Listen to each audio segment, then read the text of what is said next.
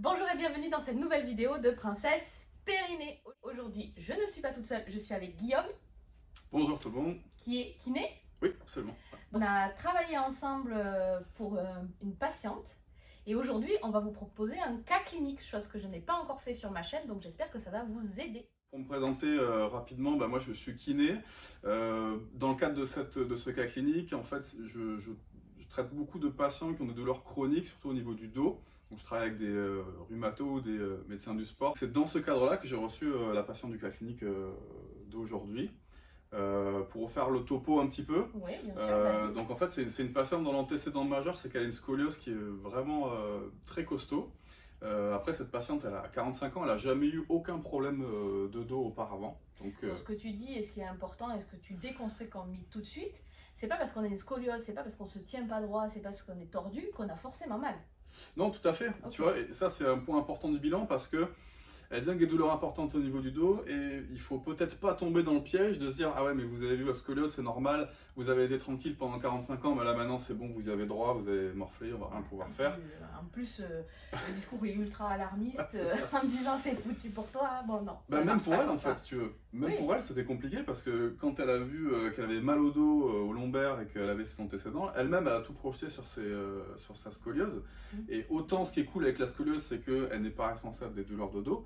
Autant ce qui est pas cool avec une scoliose, c'est que quand elle est là, tu peux rien y faire quoi. Donc si tu projettes ta douleur sur la scoliose, tu rentres dans un schéma où tu te dis, en fait, je pourrais jamais guérir parce que j'ai ma scoliose quoi. Voilà. Tout ce que tu me disais aussi, c'est que tu bases ta rééducation sur de l'activité physique et tu as plusieurs éléments que tu mets en place. En fait, le bilan, il est surtout fonctionnel, c'est-à-dire que tu vas surtout évaluer quelles sont les limitations, si tu veux, dans le quotidien du patient par rapport à son dos. Donc si le patient a mal au dos, quand il court 5 km et qu'il veut courir 10, tu vas faire des bilans qui sont autour de la course, autour du volume de course. Donc vraiment le but c'est de se focaliser sur le bilan fonctionnel, donc le bilan qui a vraiment attrait à l'activité physique et à des choses que tu peux mesurer peut-être facilement et qui se rapprochent de la vie en fait. C'est peut-être ça le bilan fonctionnel, c'est-à-dire mesurer la douleur mais dans le quotidien quoi. C'est ça. Ouais. On a la même chose nous en périnéo en fait, hein. On n'a pas juste des bilans périnée se contracte, il se contracte pas quand la patiente. Comme à l'école, là, les testings.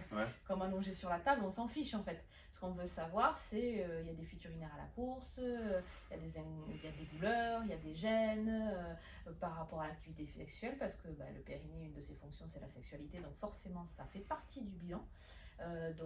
Oui, on se rejoint sur ça, sur le côté fonctionnel du bilan. Et je pense que maintenant, c'est la kiné d'aujourd'hui. Quand on parle de l'épaule, des cervicales, des lombaires, on remet le patient au centre du soin. Donc, ça me paraît important ce que tu dis. Ouais, bien sûr. Puis, c'est une analogie qui est très facilement superposable dans le sport. Tu vois, si par exemple, toi, ton objectif, c'est de courir un marathon et que tu as un entraîneur qui te fait faire des 100 mètres et des 100 mètres et des 100 mètres, tu vas peut-être être très fort aux 100 mets, tu vas jamais arriver à faire ton marathon. Donc il faut que tu essaies de te rapprocher en fait au maximum des questionnements, des problématiques du patient. Quoi. Ou de la patiente en l'occurrence. Tu disais cette patiente elle est arrivée donc avec la scoliose. Ouais. Le piège c'était de pas tomber dedans. Tu as fait le bilan et qu'est-ce qu'elle présentait d'autre? Alors elle, vraiment son gros antécédent récent, c'est qu'elle a eu une chirurgie, une hystérectomie sur une suspicion de cancer. Et suite à cette hystérectomie, il y a une période vraiment un peu difficile, vraiment, je veux dire un peu difficile, je veux dire très difficile pour elle. Elle est restée alitée, elle avait mal. Et puis comme on en parlait tout à l'heure, il y avait peut-être aussi une espèce de stress, tu vois, d'anxiété. J'irais pas dire jusqu'à une dépression, mais tu vois, il y avait vraiment une souffrance. Je pense qu'on peut le dire parce qu'en fait, c'est encore tabou la santé mentale et pourtant, les psychologues, ils ont des tests comme nous, en fait, ils ont des tests très fonctionnels. Tu réponds à des questions, tu as un score, tu es en état de dépression, tu es en état d'anxiété et ils ont des solutions pour aider leurs patients.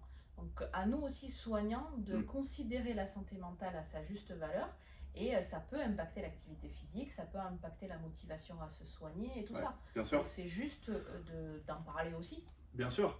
Moi, c'est un sujet que j'aime bien aborder aussi sur ma page. Je trouve que surtout dans la douleur chronique, tu as forcément un impact de la psyché sur le patient. Dans le cas de cette patiente, ce problème-là, ça l'a un peu, si tu veux, prostrée. Genre, elle est restée vraiment alitée pendant une période importante. Et quand elle a voulu repartir, en fait, tu veux, remarcher, ressortir du lit, là, elle avait mal un peu partout. c'était difficile pour elle rien que de marcher. Donc comme on disait tout à l'heure aussi, c'est une patiente qui est très, qui est très un peu challengeuse, tu vois, c'est une sportive, donc elle aimait bien se forcer à bouger, à se lancer des petits défis tous les jours, mais elle n'arrivait pas en fait à passer cette douleur qui vraiment l'empêchait de vivre, quoi. Ouais. Et c'est comme ça qu'elle s'est retrouvée en rééducation, donc au cabinet. Okay. Ouais. Donc la rééducation, je l'ai basée, donc, comme on l'a dit tout à l'heure, surtout sur ses objectifs qui étaient la reprise du sport, donc la course, le renforcement musculaire, du travail manuel aussi. Il y a un kiné qui ne masse pas, dis donc. C'est nouveau ça. Non, petit aparté, la kiné de maintenant, certains ça vous fait encore bizarre quand vous arrivez, qu'on vous fasse faire des exercices, mais c'est normal. C'est comme ça que vous allez aller mieux. Le massage, ça peut être sympa, ça peut être utile, la thérapie manuelle, évidemment.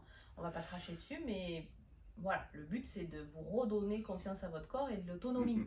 Ça passe par l'activité physique. Si on devait faire une proportion, si tu veux, c'était 75-80% de renforcement et 20% de travail manuel. Okay. Donc des étirements, des manips, du massage, parce que ça peut faire aussi du bien, mais ça doit pas être central dans le truc. Tu vois, si tu masses en disant voilà, on va masser X fois, puis au bout d'un moment ça va aller mieux, puis on pourra recommencer à courir, bah, ça va pas marcher. Enfin, je pense pas. Ça peut marcher des fois, il y a des trucs vraiment spéciaux qui se passent, tu vois. On parlait de la santé mentale, la somatisation, l'effet placebo, tout ça, ça marche. Enfin, en tout cas, c'est pas ça que tu as choisi pour elle. Non, et vraisemblablement, c'est pas ça dont elle avait besoin. Ouais, ce qu'elle voulait, c'était vraiment reprendre sa vie, rebouger, refaire du sport, refaire de la rando. Donc, on a vraiment basé notre renforcement musculaire sur de la réathlétisation, c'est le terme que tu as employé tout à l'heure. Et cette réathlétisation, elle a été vraiment poussée parce qu'elle fonctionnait bien en fait. Okay. Plus on travaillait là-dessus et plus elle se sentait bien, elle arrivait à faire de plus en plus de choses. Mais on avait un espèce de plateau, si tu veux, qu'on n'arrivait pas à dépasser. Et quand on a commencé à varier les exercices de réathlétisation en mettant en place des sauts, en fait, avant chaque séance, elle allait tout le temps aux toilettes. On commençait dans... Ça s'allume là. Si vous êtes à la maison, elle va faire pipi avant de faire du sport, ça s'allume, il y a une petite lumière qui se dit tiens, il y a un truc de pas normal. Et tu vois, elle le fait une fois, deux fois, puis la troisième fois, je dis mais attends, mais pourquoi est-ce que vous allez aux toilettes avant chaque séance? Tu vois, mais vraiment, on sort de la salle de kiné, on va dans le gymnase et bam, c'est le passage par les toilettes, quoi. Et même ça l'angoissait, tu vois, il fallait vraiment qu'elle y aille, elle avait vraiment cette peur. Tu décris vraiment ce qui se passe chez tous les patients et les patientes qui ont des futur urinaires à l'effort, qui parfois même arrêtent le sport et se désathlétisent parce qu'ils ont des fuites urinaires, ils n'osent pas en parler. D'angoisse du truc, quoi. L'angoisse des fuites urinaires. Donc du coup, je lui pose la question et elle me dit, bah ouais, en fait, quand je fais un exercice physique intense, bah en fait, j'ai des fuites et en fait, j'ai peur d'avoir des fuites. Donc c'est pour ça que je suis tout le temps en train de me maintenir la vessie vide parce que j'ai peur qu'il m'arrive un truc, quoi. Et là, on s'est dit, bah attends, quand même dans son bilan, il y a tout qui a été traité et toute cette partie-là urogynéco, elle a été complètement absente du bilan. Donc d'un point de vue médical, elle était guérie puisque sa tumeur, si tu veux, était traitée, que tout était en rémission, mais il n'y avait pas de bilan sur la partie urogynéco. Et donc là, on s'est dit, bah attends, peut-être que ça serait bien aussi de faire un bilan un peu plus approfondi sur cette sphère-là, parce que le but, si tu veux, la stratégie, c'est que tu as un événement qui provoque une douleur, et avant, ça allait bien, et après, ça va plus. Donc, tu essayes de prendre tous les facteurs, tous les paramètres qu'il y a après, et tu essaies de les rapprocher, si tu veux, de l'état antérieur du truc. Et c'est vrai qu'à partir du moment où on t'enlève l'utérus, quoi, tu te dis quand même qu'il y a peut-être quelque chose qui est checker, dans la zone. Et c'est comme ça, du coup, que voilà, je t'ai orienté cette patiente. Tadam, c'est là que j'arrive. Incroyable. Du coup, j'ai retrouvé un soin de ta patiente, on a fait un bilan complet.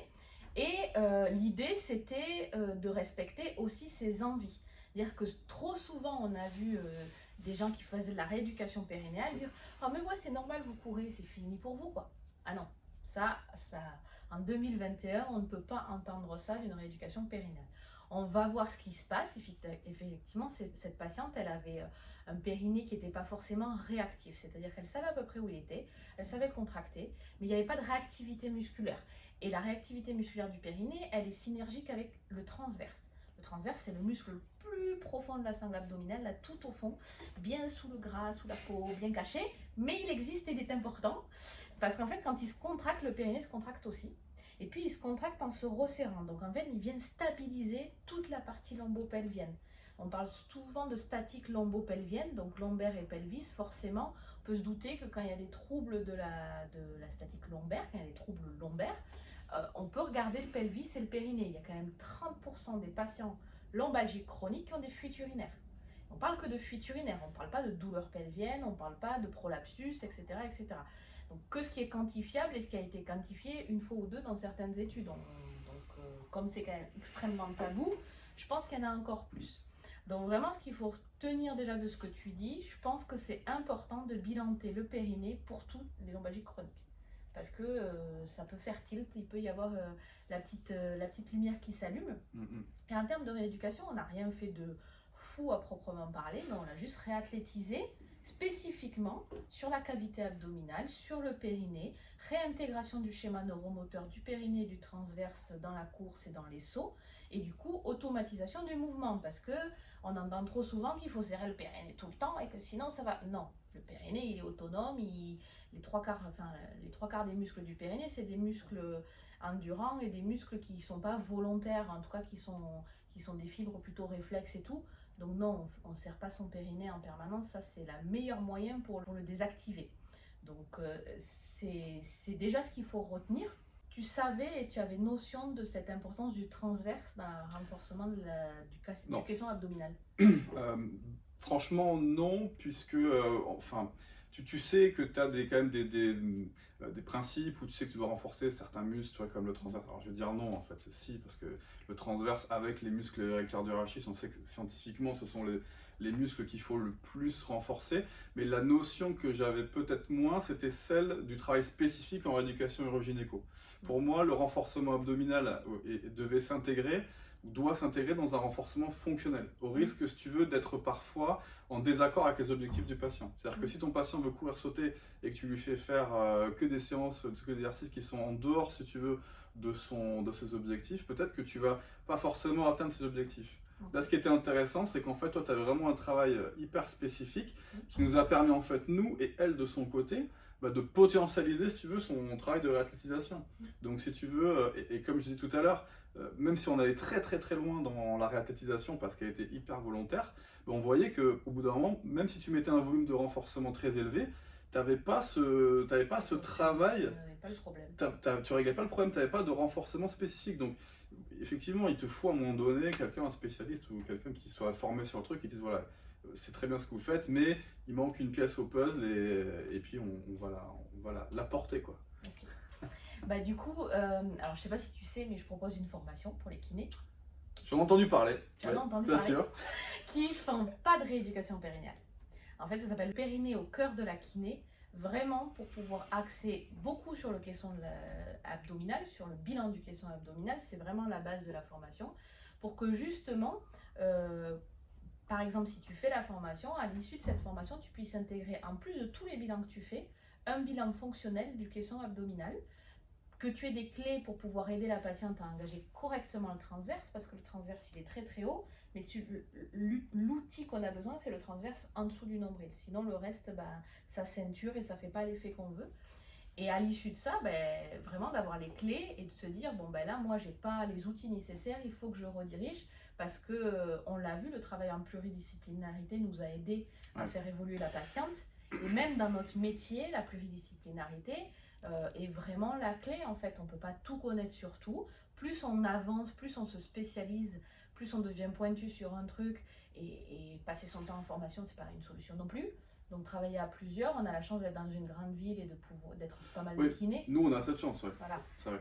Après, c'est aussi pour ça que certaines clés, elles sont assez faciles à récupérer en fait. Il n'y a pas besoin de faire de l'urologie complexe pour intégrer le périnée et le transverse dans la statique lombopelvienne en fait. Comme je te disais tout à l'heure, pour moi cette patiente c'est une patiente vraiment emblématique, si tu veux, si je peux utiliser ce terme-là, parce qu'il y aura un avant et un après, parce que c'est vraiment le cas, si tu veux, tu as des cas comme ça qui te font un peu changer ta façon de fonctionner.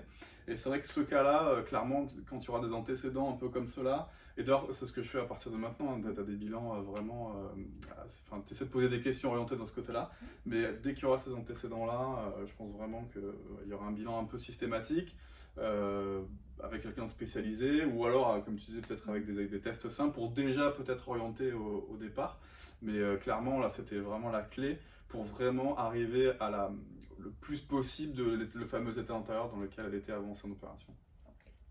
Bah écoute, je te remercie beaucoup Merci à toi. d'y avoir pensé au périnée, de ne pas l'avoir laissé dans son petit coin perdu, caché, de m'avoir fait confiance pour elle et puis d'avoir accepté de venir en parler pour que ça puisse aider aux autres, vous aider, puisque c'est le but de cette vidéo. Ouais, c'était vraiment, à la fin de la dernière séance, on s'est dit, votre cas, il faudrait vraiment qu'on en parle, quoi, parce qu'il faudrait que les gens aient le réflexe peut-être d'aller chercher certaines choses. Et c'est un super moyen de le faire que ton compte, quoi. Donc je suis super content d'être là aussi avec toi. Ouais. Eh bien, merci. J'espère que cette vidéo vous aura plu, qu'elle vous aura aidé surtout. N'hésitez pas à la transmettre à quelqu'un qui en aura besoin. N'hésitez pas à mettre des pouces bleus, à vous abonner à ma chaîne pour voir les prochaines vidéos qui sortent tous les lundis à 18 h et à me poser des questions en commentaire si quelque chose n'a pas été clair. Je te remercie, Guillaume. Ben, merci à toi. Merci à vous et à bientôt. Au revoir. Ciao.